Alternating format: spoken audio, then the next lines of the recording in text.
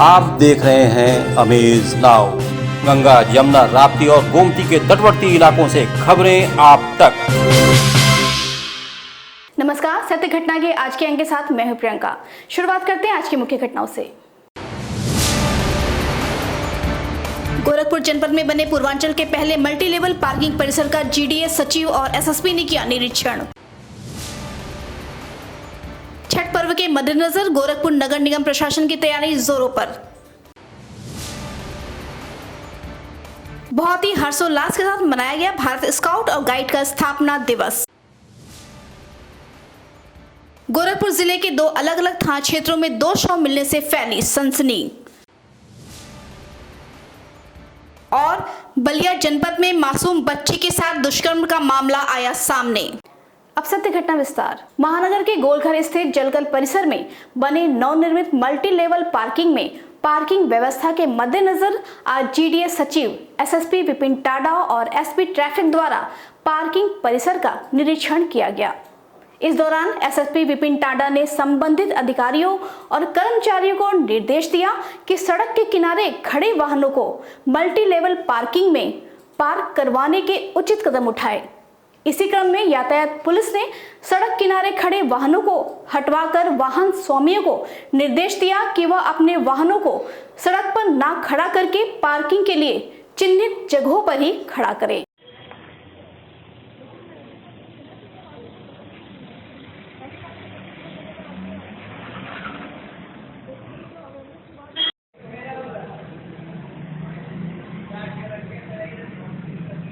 खड़ी नहीं करेंगे, रोड पे कोई भी गाड़ी खड़ी नहीं करेंगे। मल्टी लेवल पार्किंग की सुविधा दी गई है। गाड़ी आप जलकल के अंदर ही खड़ी करेंगे, गाड़ी रोड पे खड़ी नहीं।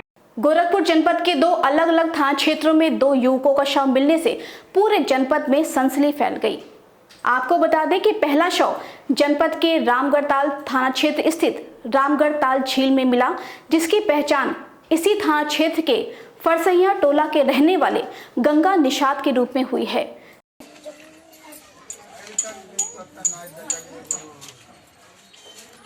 वो हमारे मोहल्ले रामगढ़ताल फरसैया टोला का रहने वाला गंगा निषाद नाम था उसका। उम्र उसकी लगभग 32 वर्ष थी और कल शाम को जो है लगभग 4-5 के बीच में गया था वो ताल की तरफ टहलने के लिए। तो वो मतलब छठ पूजा था, उसी में जो है कुछ मिट्टी उट्टी निकाल रहा था, उसका पैर फिसलने से जो है उसी में डूब गया था।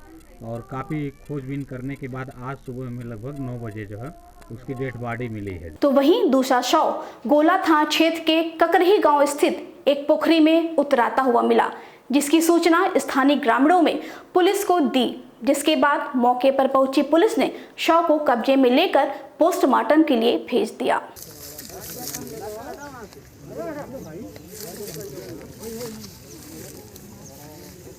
आजमगढ़ जनपद में जमीनी विवाद को लेकर दबंगों ने पीड़ित परिवार के एक सदस्य पर हमला बोल दिया, जिसमें वो बाल बाल बच गया। पूरा मामला जनपद के कंधरापुर थाना क्षेत्र स्थित कल्याणपुर गांव का है, जहां की रहने वाली एक पीड़ित महिला ने अपने ही पटीदार पर बंटवारा शुदा जमीन पर कब्जा करने का आरोप लगाया है। महिला के मुताबिक उसके पटीदार बंटवारे के बाद भी उसके हिस्से की जमीन पर जबरन कब्जा कर रहे हैं, जिसका विरोध करने पर उसके पटीदार अपने लाइसेंसी बंदूक से उसके पति पर हमला बोल दिया, जिसमें वह बाल बाल बच गए। जिसके बाद इस घटना की सूचना पीड़ित महिला ने स्थानीय पुलिस को दी थी, लेकिन संतोषजनक कार्यवाही न होने पर पीड़ित महिला ने न्याय की आस में पुलिस अधीक्षक अनुराग आर्य को पत्रक देकर न्याय की गुहार लगाई।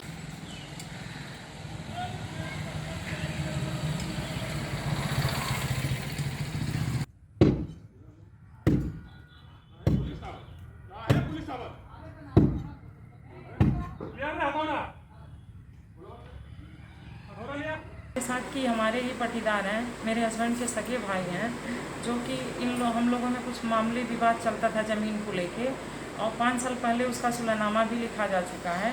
अचानक हम अपने घर की बाउंड्री करा रहे थे आगे, तो अचानक हमारे पटीदार आए कि हमारी दीवार गिराने लगे और रम्मे से खोदने लगे और बंदूक से हम लोगों को दौड़ाए।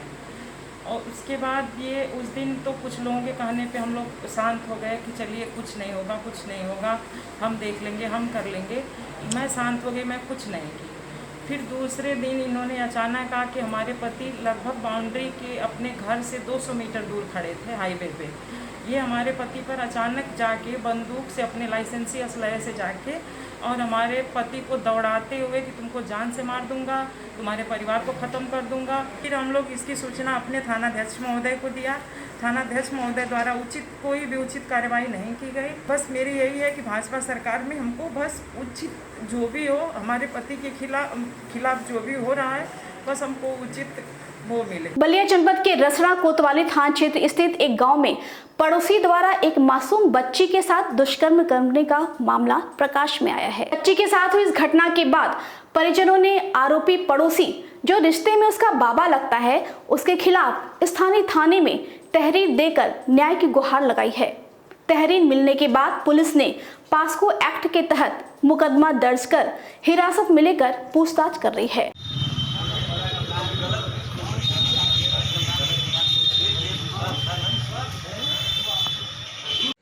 आज दिनांक 7/11/2021 को ग्राम बैजलपुर, थाना रसड़ा, जनपद बलिया के रहने वाले एक व्यक्ति के द्वारा सूचना दी गई कि पड़ोस के ही रहने वाले एक व्यक्ति, जो मेरे रिश्तेदार भी हैं, मेरी पुत्री के साथ रेप की घटना कारित किए हैं।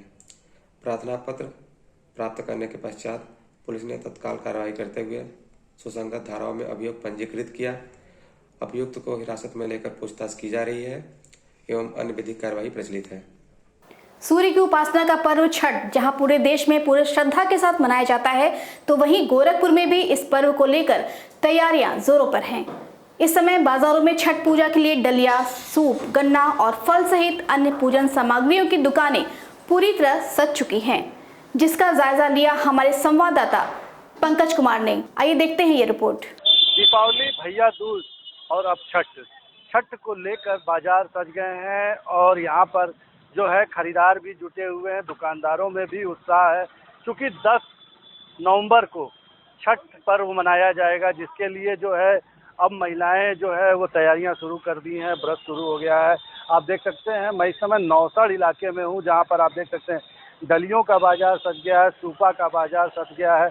खरीदार जो है वो खरीदारी में जुटे हुए हैं, विक्रेता जो है वो बिक्री में जुटे हुए हैं। कुछ लोगों में उत्साह है इस बात को लेकर कि छठ पर्व जो है मनाना है। दुकानदार हैं कुछ मेरे साथ, हम उनसे बात करेंगे कि भाई ये बताओ, कोरोना काल खत्म हो गया, अब इस बार छठ का लग रहा है बिक्री बढ़ेगी? हाँ, बिक्री तो बढ़िया है इस बार, ठीक ठाक बिक्री है, पूरा बढ़िया पूंजी निकल आएगी इस बार। हाँ, निकल आएगी। अच्छा, पिछली बार तो कोरोना खा गया था ठीक ठाक, और इस बार सही है, मार्केट उठ रहा है, मार्केट तो उठ ही रहा है, ठीक ठाक खरीदारी हो रही है। ठीक है, तो ये कहा जा सकता है कि इस बार लोगों को लग रहा है कि बाजार जो है वो उठेगा, दुकानदार खुश हैं। कुछ खरीदार मेरे साथ हैं, उनसे बात करते हैं कि इस बार कैसा है मार्केट, महंगा बिक रहा है कि सस्ता बिक रहा है? नहीं, ठीक ही है, महंगाई के हिसाब से ठीक ही है। हाँ, वो कह रहे हैं 220, लेकिन अभी तो मैं तुरंत आया हूँ जी। देखिए, लेकिन लेना तो है, पूजा में लेना ही है। हाँ। दीपावली खत्म होते ही छठ पूजा की तैयारियां जोरों पर है। इसी क्रम में छठ पर्व पर गोरखपुर में भी पोखरों और घाटों के किनारे होने वाली इस पूजा के मद्देनजर नगर निगम प्रशासन ने युद्ध स्तर पर राप्ती नदी के तट पर सफाई करानी शुरू कर दिया है। इस संबंध में घाट की सफाई करा रहे आउटसोर्सिंग ठेकेदार का कहना है कि जल्द से जल्द सभी घाटों की सफाई करवा ली जाएगी।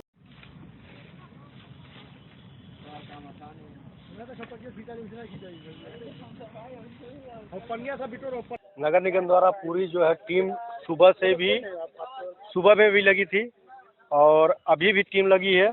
सफाई अभियान जोरों पे है। ये नगर निगम की देन है कि जितनी अन्नी पन्नी होती है सब इकट्ठा कर लिया जाता है हम लोग, और इकट्ठा करके उसको जो है गाड़ी से डिस्पोज करवा दिया जाता है।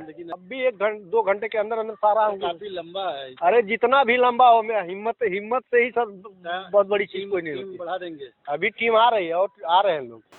समाजवादी सैनिक प्रकोष्ठ के पदाधिकारियों द्वारा प्रदेश महासचिव प्रदीप कुमार यादव के नेतृत्व में महानगर के बेतीहाता स्थित पार्टी कार्यालय से अपनी 13 सूत्री मांगों को लेकर सैनिक सम्मान यात्रा निकाला गया। आपको बता दें कि यह सैनिक सम्मान यात्रा गोरखपुर जनपद के सहजनवा, खजरी, बांसगांव और ग्रामीण विधानसभा क्षेत्र के सभी पूर्व सैनिकों को जागरूक करने के लिए निकाली गई। मीडिया से बात करते हुए समाजवादी सैनिक प्रकोष्ठ के राष्ट्रीय महासचिव प्रदीप कुमार यादव ने बताया कि प्रदेश में वर्तमान सरकार पूर्व सैनिकों के साथ काफी द्वेषपूर्ण भावना रख रही है।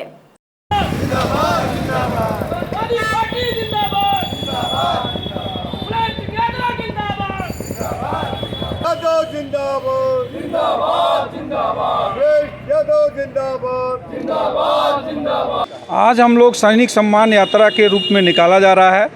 हमारे सैनिकों को, पूर्व सैनिकों को सरकार के द्वारा जो भी लाभ देना चाहिए वो पूर्ण रूप से दे नहीं रहा है। जैसे कि हम निम्नलिखित मुद्दों पर लेकर के आज हम समाजवादी सैनिक प्रकोष्ठ के पदाधिकारी क्षेत्रों में निकले हैं। जनपद के सभी विधानसभाओं में जाकर के पूर्व सैनिकों को जागरूक करेंगे।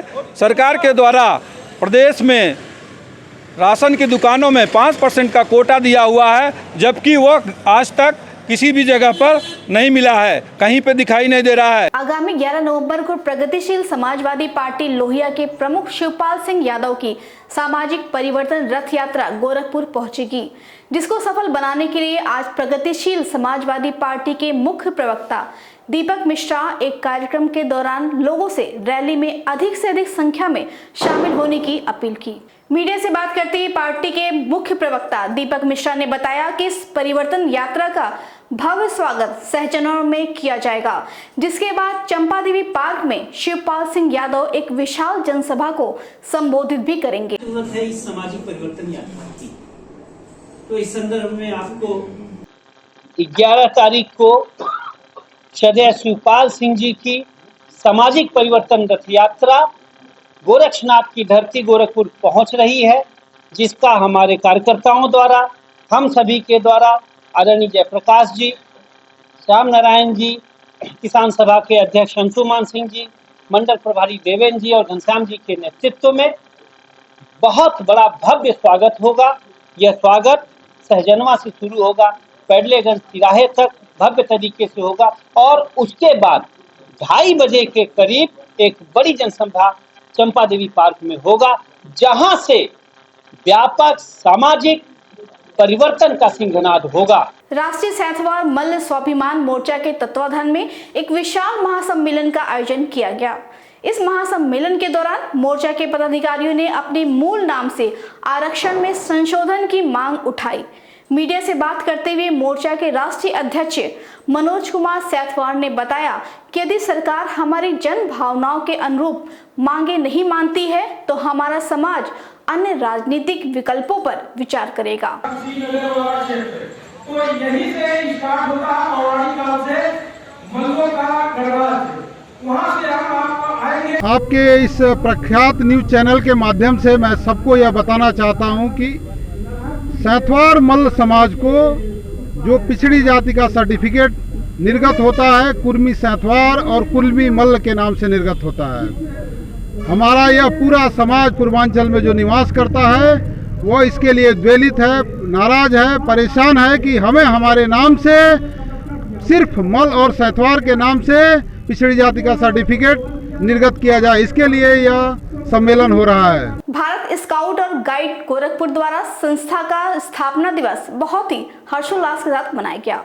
स्थानीय अयोध्या दास स्काउट कुटीर में स्थापना दिवस पर आयोजित इस कार्यक्रम में भारत स्काउट और गाइड के कैडेटों ने बढ़ चढ़कर हिस्सा लिया।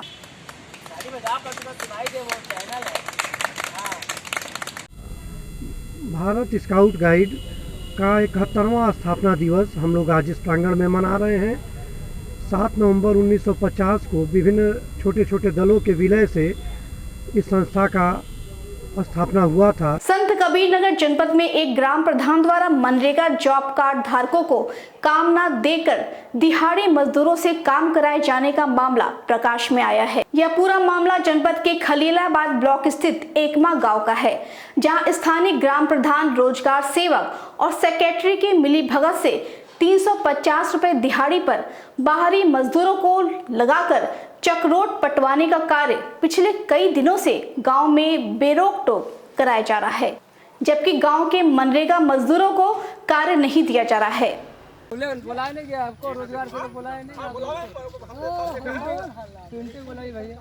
तो भैया काम करे वाला आदमी है तो हमें तो मान लो चाहे जहाँ काम मिली खैलाबाद मगहर चाहे जहाँ चल जाए जला एक जनी बाटे घूंगा के मान लिया का हो जल्दी रामो कितना मजदूरी मिली? 350। के काम करावा था भैया प्रधान का हम ना नहीं जानती, जैसे आप कहल गए हम चलिए अली। सुनील कुमार जी ये बताइए कि मनरेगा में मजदूरी नहीं मिलने से क्या परेशानी आ रही है आप लोग को?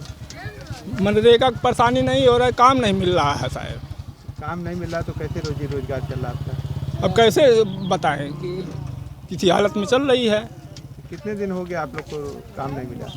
और जब से प्रधान हुए तब से नहीं मिला। साहब कुछ आदमी कम पर मना जा रहे हैं ना, काम ज़्यादा है तो कुछ आदमी गांव के भी हैं कुछ। वहाँ के जितने आदमी थे सभी ने यही बताया? नहीं साहब, कुछ आदमी वहाँ लगे हुए हैं ना। 6 मजदूर काम कर रहे हैं जिसमें से 5 गिरधरपुर के ही बताए हैं। नहीं तो कैसे साहब, माना जाए कि आप गांव के लोगों अब को? देखिए साहब थोड़ा बहुत तो इधर उधर करना पड़ता है। आपके गांव से 8 किलोमीटर दूर गिरधरपुर है, मजदूरों का कहना है उसके बावजूद ये सब मजदूरी कर रहे हैं, जबकि गांव के लोगों को मजदूरी नरेगा से काम होना चाहिए। साहब मैंने गांव के लोगों को सबको जनवाया। जॉब कार्ड नहीं होगा तो आप कैसे काम करा? मैंने सभी लोगों को जनवाया था साहब, लेकिन मजदूरी कैसे आप देंगे? मजदूरी साहब जैसे कि अब रोज दिहाड़ी के हिसाब से देता हूँ। यूपी में योगी सरकार भले ही सड़क को मुद्दा बनाकर 2022 में होने वाली विधानसभा चुनाव लड़ने की तैयारी कर रही है, लेकिन सच कुछ और ही है, जिसका नजारा बलिया जनपद के बासडीह रोड से सेहतवार मार्ग पर देखने को मिला। आपको बता दें कि बासडीह रोड और सेहतवार को जोड़ने वाली सड़क पूरी तरह गड्ढों में तब्दील हो चुकी है, जिसकी वजह से वहां के गुजरने वाले राहगीरों को काफी कठिनाइयों का सामना करना पड़ रहा है। आप इस वीडियो फुटेज में देख सकते हैं कि इस मार्ग से गुजरने वाले वाहन किस तरह हिचकोले लेते नजर आ रहे हैं। वहीं लोगों की माने तो सड़क टूट जाने की वजह से कई राहगीर गिरकर चोटिल भी हो चुके हैं।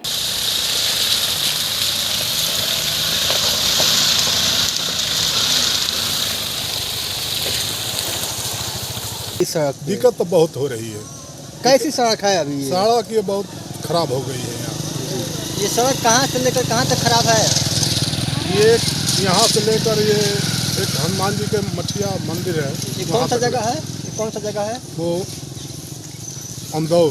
पूजा दीपावली को सकुशल संपन्न कराने के बाद जिला प्रशासन और पुलिस विभाग छठ पर्व को सकुशल संपन्न कराने के लिए पूरी तरह मुस्तैद है।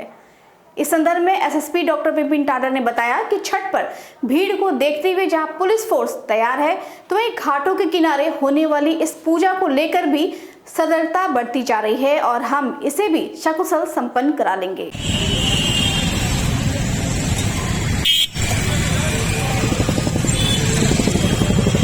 छठ की भी तैयारियां पूर्णतः पुलिस और प्रशासन की तरफ से की जा रही हैं। ट्रैफिक पुलिस, सिविल पुलिस, हमारे नगर निगम प्रशासन के साथ ही सभी अधिकारीगण मिलकर गंभीरतापूर्वक छठ को सकुशल संपन्न करवाने के लिए सारे प्रयास कर रहे हैं और छठ की पूजा भी सकुशल संपन्न करवाई जाएगी।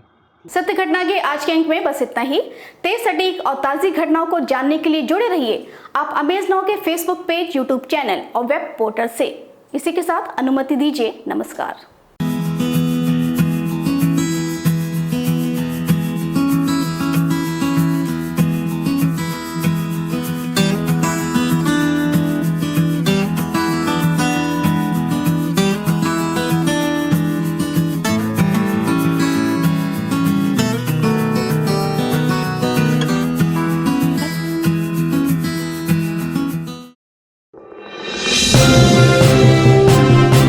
आप देख रहे हैं अमेज नाउ।